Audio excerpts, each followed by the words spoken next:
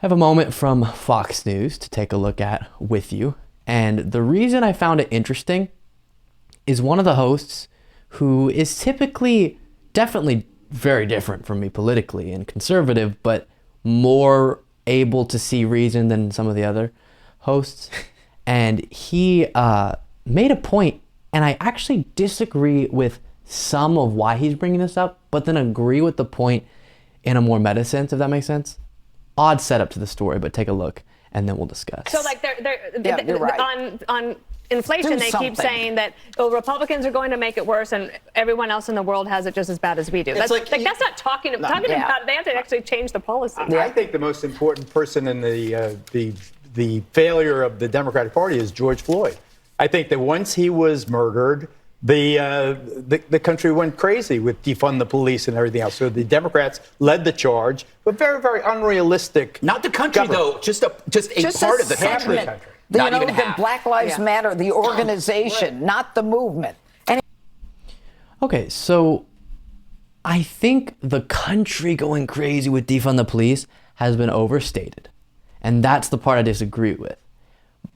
But the failure of the response to George Floyd's murder was, I don't mean in a legal sense. Derek Chauvin got justice here. He was sent to prison, which is good for first-degree murder. But the response politically and culturally to that was not at all achieving what we could have if we had maximized the energy and momentum of that moment. So you remember in 2020, there were historic protests, mass demonstrations, both against what happened to him and other instances like it, as well as calling for change within the way we do policing.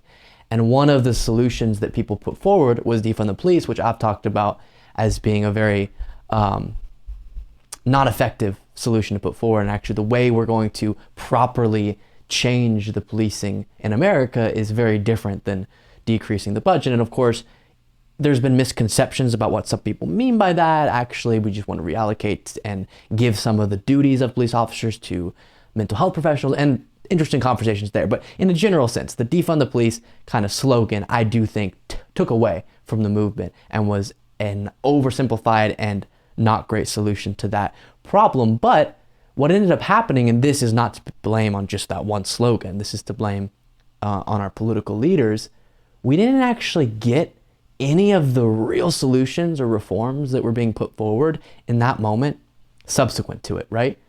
The George Floyd Justice and Policing Act was one of the things put forward, and it didn't get passed in the Senate. It did get passed in the House.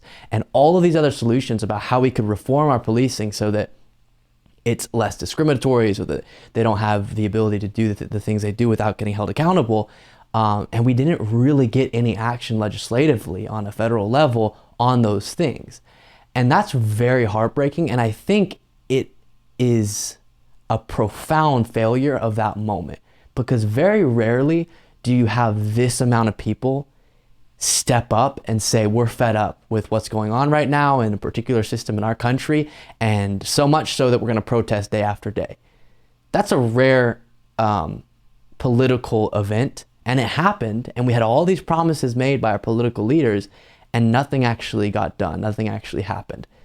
And the biggest institution or organization to blame for that, or collection of individuals, is the Republican Party. Because if more of the Senate was Democrats, you would have seen reform on these things. They did get it passed in the House, which of course is more Democratic. So very upsetting. And I think it's another reminder about why we need better leaders, better representatives in the federal government who actually listen to the outcries of people. And what's a better example or manifestation of an outcry than mass historic level protests?